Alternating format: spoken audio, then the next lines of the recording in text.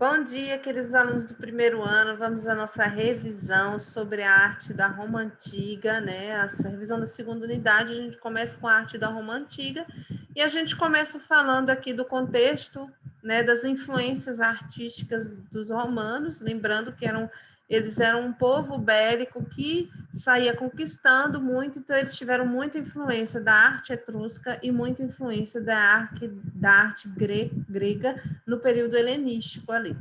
Então, na arquitetura, um dos legados mais importantes que eles receberam dos etruscos foram o arco e a abóbada. O arco é isso aqui, tá? Antes, os gregos construíam dessa forma: pilar e um dintel reto. E isso acabava causando desabamentos, ruínas, e eles tinham que colocar mais colunas para sustentar. Com o arco, podia ter menos coluna, mais espaço. E com a abóbada, ele poderia fazer dessas duas formas, né, para criar mais espaço interno. Isso aí é legado da arte etrusca, tá? Misturado com a arte grega, né? As colunas vêm do legado grego. E a gente tem aqui as residências, né, romanas, que tem esse espaço aberto no centro, no teto, que é para eles terem um implúvio, né, que vem e segura a água, né, onde eles circulam ar, luz e coleta a água da chuva, né, para poder ter mais, como é que eu posso dizer, mais praticidade dentro das casas romanas. E aqui vocês veem algumas imagens, né, que mostram essa área interna. Os templos romanos, eles são bem parecidos com os templos gregos, tem algumas poucas diferenças, como o uso do arco e da abóbada, que os gregos não têm. Os gregos são construídos sobre 3 degraus, os romanos, eles fazem uma escadaria completa. As colunas gregas, elas têm o capitel, né, que é essa parte de cima, ou no estilo dórico, que é bem simples, ou no estilo jônico, que é aquelas espirais. Já no capitel romano, ela é bem elaborada, bem enfeitada, né? E você tem essa parte de rotunda, é uma parte circular, né? Que nos templos romanos não tinha isso. Ou nos templos gregos não tinha. Nos templos romanos é que você tem partes circulares, você tem cúpula, você tem arco, tem abóbada. Olha aqui, gente, o capitel romano, como é mais enfeitado, é considerado coríntio, né? O nome. Parte interna, né, desse local romano. Os teatros gregos, eles eram construídos nas encostas das colinas, porque eles ainda não tinham a ideia do uso do arco e da abóbada, então eles não sabiam como sustentar a arquibancada. Então, eles aproveitavam a inclinação da encosta da colina. Já os teatros romanos, com o uso do arco e da abóbada, eles podiam construir os teatros em qualquer lugar e não utilizavam essas encostas, eles utilizavam o arco e a abóbada para fazer a parede segurar, tá? Então, aqui, teatro grego, da encosta da colina, teatro romano, utilizando o arco e a abóbada, tá?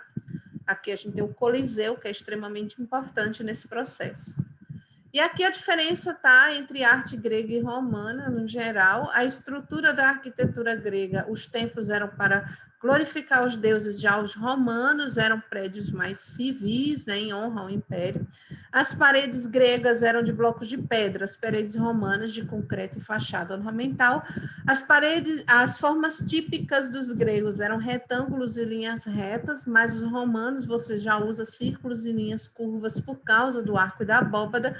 Os sistemas de suporte da grego eram o pilar e dintel, o arco redondo e a abóbada para os romanos.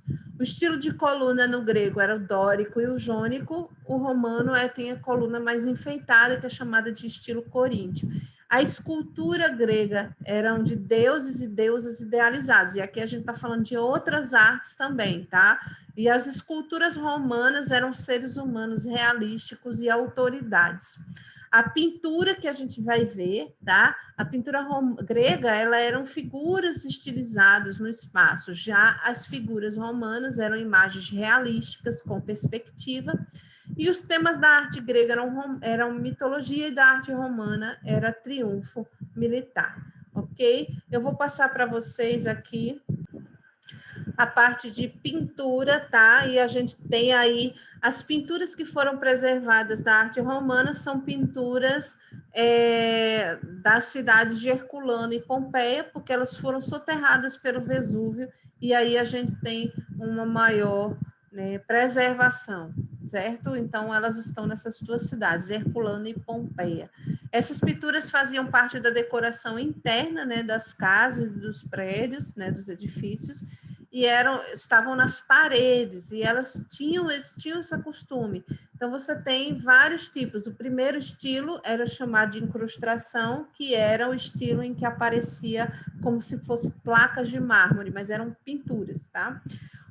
O segundo estilo, ele era o estilo arquitetônico, era o estilo que usava a perspectiva para imitar como se fosse um outro ambiente na pintura, dar essa ilusão, e eles também faziam ilusão de janelas, né? Eles faziam uma janela e faziam a pintura como se você estivesse olhando pela janela.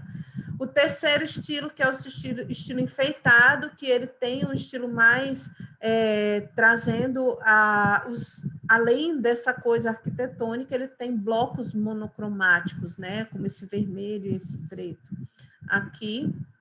E o quarto estilo, que é o intrincado, ele mistura todos os outros estilos anteriores. Na arte romana também se faziam monumentos triunfais, que podiam ser arcos ou podiam ser colunas, que eles traziam bastante relevo, né? Que contavam cenas e histórias, e eles eram monumentos em razão de alguma coisa que aconteceu, que aquele imperador queria marcar, alguma vitória, né? Que ele teve e ele queria marcar, um efeito histórico. A coluna de Trajano mesmo era um movimento em comemoração às vitórias militares dos romanos, então ela tinha muitos relevos contando essa história. O Arco de Constantino, né, que é perto do Coliseu, a vitória sobre Maxêncio, da Batalha da Ponte Milvia, então você tem várias cenas ali dessa batalha. O Arco de Tito mostra o momento em que os romanos destruíram o Templo de Salomão e dominaram Jerusalém e saíram com espólios. Então, tem cenas dessas situações, né?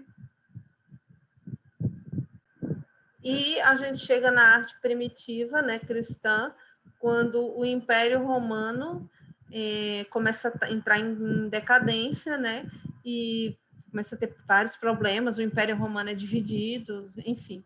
E nesse período de transição da Antiguidade para a Idade Média é quando surge o cristianismo como uma religião que inicialmente é perseguida, então você tem uma fase deles escondidos, que tem a fase catacumbária, certo? Que é quando eles se escondem em catacumbas e fazem pinturas nas catacumbas dos mártires e de outros cristãos que são mortos, né, pela perseguição.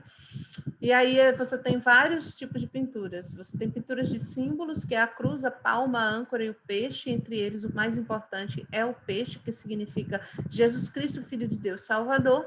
E você tem as pinturas de cenas do Velho e do Novo Testamento, e nas do Novo Testamento você tem cenas de Jesus representado como um bom pastor de ovelhas.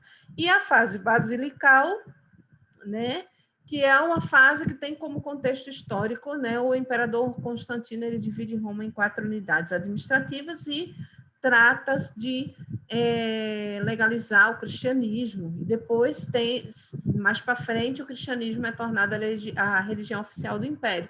Com essa legalização do cristianismo, então você tem uma arte de basílicas, são construídas basílicas, que são grandes igrejas, e nessas basílicas você tem a arte de pintura nelas, tá? E aí você tem expressividade, emoções e temáticas mais espiritualizadas e menos realismo, né, nessas pinturas. Então, vocês vejam aí alguns exemplos dessas pinturas, tá bom? E com isso a gente encerra aqui a nossa aula e eu espero que vocês se deem bem nessas provas e bom recesso para vocês.